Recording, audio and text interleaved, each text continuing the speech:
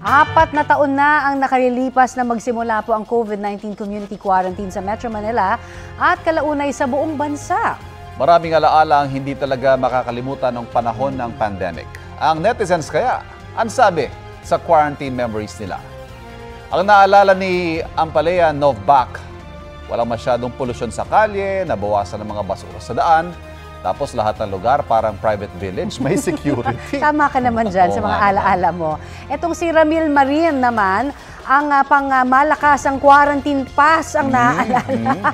Pag meron ka raw kasi niyan, di ba, abay makakalusot ka sa security checkpoint, establishments at iba pang galaan. Quarantine pass is life. Yes. Para makagalaw-galaw ka. Memory naman ni Jeniel, yung nahuli siya ng barangay dahil hindi pa niya schedule lumabas. Ayun. At nakulong siya ng isang araw.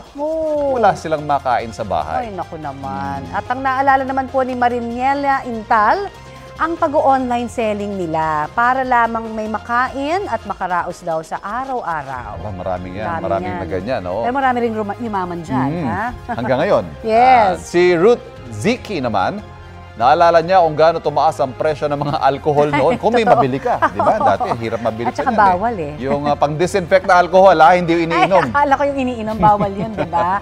Ito mga kapuso, makisali po sa aming online talakayan sa iba't ibang issue. Kung may nais din kayo maibalita sa inyong lugar, mag-PM na sa Facebook page ng Balitang Hali. Kapuso, para sa mga maiinit na balita, mag-subscribe sa GMA Integrated News sa YouTube. Sa mga kapuso naman abroad, subaybayan nyo kami sa GMA Pinoy TV at sa www.gmanews.tv.